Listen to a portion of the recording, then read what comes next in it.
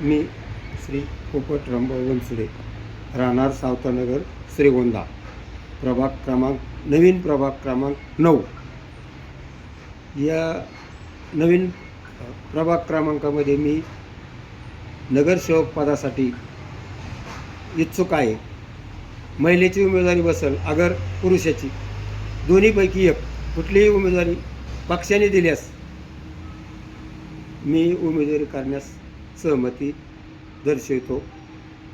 माझ्या प्रभागामध्ये कुणी काय केलं, मी कुणाची जिरवाईसाठी किंवा जिरवाजिरवीसाठी राजकारण करीत नाही. माझा पहिल्यापासूनचा अजेंडा असा आहे, जनतेची सेवा. मी 2014 साली माझी मंडळी उभा होती, अल्पशा मताने तिचा पराभव झाला. त्याच्यानंतर मी थांबलो नाही आणि उद्याही थांबणार नाही. जोपर्यंत आपल्याला जनतेची सेवा करायचा कुठल्या ना कुठल्या मार्गातून, राजकारणाच्या मार्गातून असेल, इतर मार्गातून असेल, जेवढं मला कोणाला काळजी सहकार्य करता माझ्याकडून जे होतं किंवा करण्याचं मी धाडस करतो. माझ्याकडे असो नसो, जरी समजा जय पराजय असतो, त्याच्यातून मी ज्यावेळेस माझी 2014 साली माझी मंडळी पराभूत झाली अल्पशा मताने, त्याच्यातून मी खचून गेलो नाही. परत नव्या उमेदीने आणि 2024मध्ये नाही, 2000 पाठीमागचं वर्ष 2019 साली मी काही कारणास्तव पार्टीचं ऐकलं. ज्या उमेदवाराला, पार्टीकडून ज्या उमेदवाराला म्हणजे ज्या उमेदवाराला उमेदवारी मिळाली, मला थांबण्यास सांगितलं. मी थांबलो. मी काही वेळेस 2 पाऊल मागं सुद्धा सरत असतो, अशी माझा पहिल्यापासून स्वभाव आहे. मी माझं करून कधी मांडित नाही. आणि आता 2025मध्ये होऊ घातलेल्या सार्वत्रिक श्रीगोंदा नगर परिषद श्रीगोंदा या उमेदवारीसाठी मी इच्छुक आहे. महिलेची उमेदवारी बसेल अगर पुरुषाची बसेल, पक्षाने उमेदवारी 90% माझी आत्ता उमेदवारी फायनल आहे.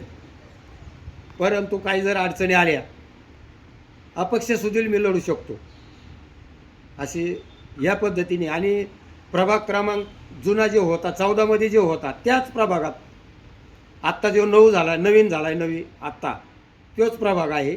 त्या प्रभागातले पूर्णतः पुढं काय अडचणी येतं, कुणाची कामं राखाडलेले येतं, कुठलं काय पाहिजे, कोणत्या भागात कोण राहतो, पुढं कोण, नवीन गावातलं नवीन प्रभाग थोडा जोडलेला आहे 9ला, त्यातले प्रत्येक गल्लीनं बोल, प्रत्येक कोण कुठं राहतो आणि कोण म्हणजे कुठल्या पार्टीशी निगडीत आहे किंवा माझ्याशी किती निगडीत आहे, हे मला पूर्ण ज्ञात आहे. आणि त्या सगळ्या अनुषंगाने आमच्या प्रभाग क्रमांक 9चं क्षेत्रफळ जास्त आहे, परंतु लोकसंख्या जर बघितली तर 2300 ते 2500 अशा दरम्यान मतदारांची संख्या आहे. यापैकी मी 2200 ते 2300 लोकांना ओळखू शकतो.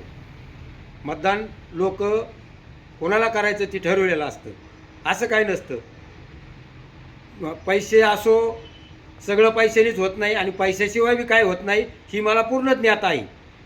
ह्या सगळ्या विषयाच्या अनुषंगाने मी 2025 साली होऊ घातलेल्या श्रीगोंदा नगर परिषदेची जी निवडणूक आहे, ती मी पूर्ण ताकदीने लढवणार आहे. पक्षाचा अजेंडा पाळून मी माझ्या पद्धतीने मागल्या वेळेस 2 पाऊल मागं सरलो होतो. यावेळेस मला फुल कॉन्फिडन्स आहे की 90% मला उमेदवारी फायनल आहे आणि मी उद्याची निवडणूक पूर्ण ताकदीने लढवणार आहे. जय हिंद, जय महाराष्ट्र. आपण एवढं कॉन्फिडन्सने या इलेक्शनला सामोरं जातात, तर आता प्रभागातील काही समस्या आहेत त्याबद्दल तुम्हाला काय ज्ञात आहे का? प्रभागात काय सध्या अडचण आहे? तुम्ही नगरसेवक झाल्यानंतर तुम्ही प्रथम प्राधान्याने कोणती अडचण सोडणार प्रभागातील प्रथम क्रमांकात मी नुसतं प्रभाग 9मधलं ज्या अडचणी येतं, तशाच ज्या परिसरात 8 लगत आहे, 9च्याच लगत 8 आहे, नंतर 10 आहे, तर ह्या दोन्हींच्या मध्ये स्ट्रीट लाईट असेल, रस्त्याचे कामं असतील, वाड्या वस्त्यावर जाण्यासाठी रस्ते नसतील आणि प्रत्येक कोणाचे गोरगरिबांचे पर्यंत मी कुठल्याही नगरसेवकाच्या विरोधात किंवा कोणाच्या विरोधासाठी विरोध करून मला उमेदवारी करायची नाही.